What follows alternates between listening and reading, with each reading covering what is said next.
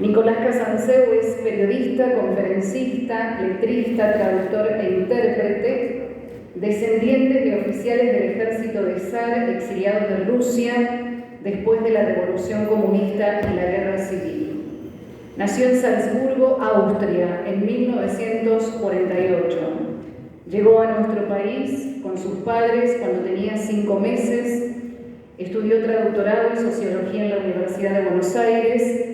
Desde 1967 y hasta la actualidad dirige Nuestro País, periódico especializado en política e historia de Rusia. En el año 1991 fue nominado en Estados Unidos para el premio Emmy por su documental La Nueva Rusia. Nicolás fue el único corresponsal de guerra en cubrir toda la contienda de Malvinas desde el archipiélago. Fue también el único civil en accionar un cañón contra las tropas británicas. Asimismo, cubrió conflictos bélicos en Nicaragua, El Salvador, Guatemala, Irak y el Líbano. Publicó su primera nota en el diario La Nación de Buenos Aires en 1972 y escribió luego en Clarín, Ámbito Financiero, la revista 7 Días, trabajó en los canales 7, 11 y 13 de Nuestro País y también para las cadenas CNN, Telemundo, NBC y Univisión de Estados Unidos. Publicó el libro La Guerra Austral, Malvinas a Sangre y Fuego en 1982 y La Pasión según Malvinas en el año 2008 y entre otros reconocimientos fue condecorado con la medalla del Congreso Nacional a los combatientes de Malvinas y con la Orden de los Servicios Distinguidos otorgada por el Ejército Argentino. Un gusto recibirlo, lo escuchamos.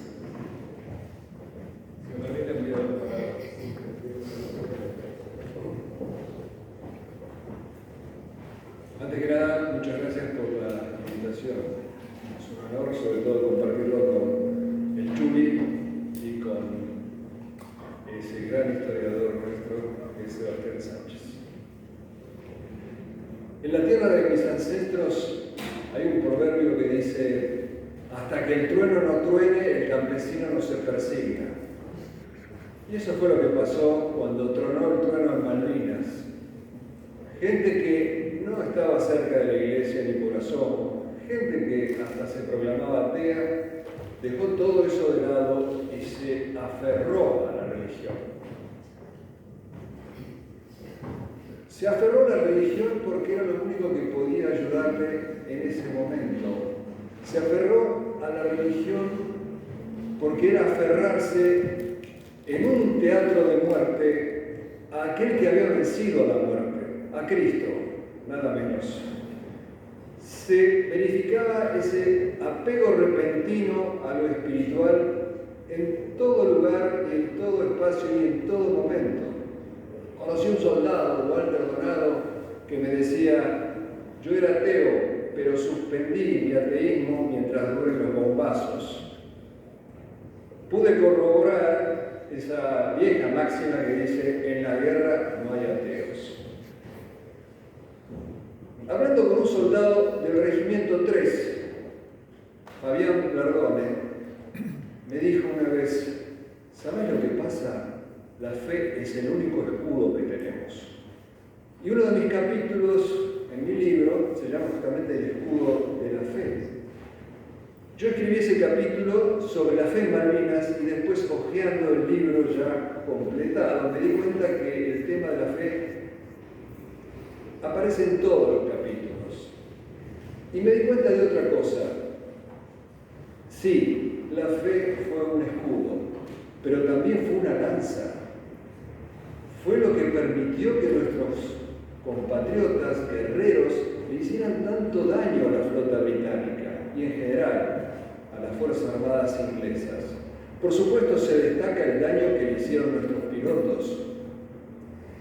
¿Y por qué lograron hacerle tanto daño? Por supuesto, estaba el profesionalismo, el coraje personal, pero también estaba la fe religiosa elevada a la mística, porque en el colegio de aviación militar, en la escuela de aviación militar, había tenido una gran influencia un filósofo católico nacionalista, Jordán Bruno Yenta, de quien tuve el honor de ser discípulo en mis años muy mozos, que les había inculcado esa vieja noción que podemos encontrar hasta en el poeta latino Horacio, dulce y decoroso es morir por la patria.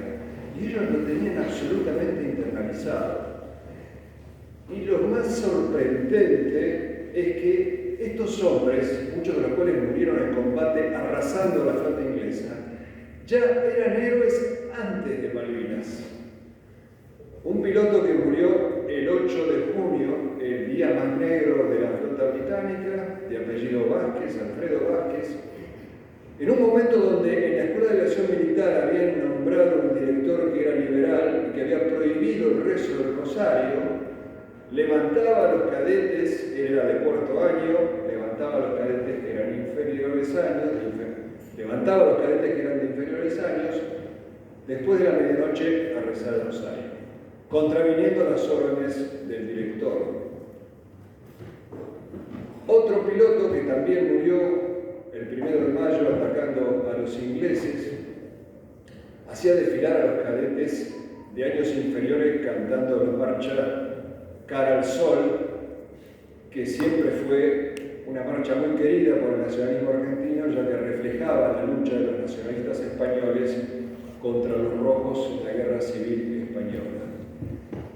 Cuando los pilotos argentinos provocaron esa gran sorpresa al mundo entero de estar arrasando a la flota británica, en muchos casos, la mayoría con aviones modelo 50, a fragatas modelo 80 y aviones Harrier modelo 80, o sea, supliendo esa diferencia tecnológica de 30 años, el mundo entero no lo podía creer. Decían, son kamikazes, son suicidas.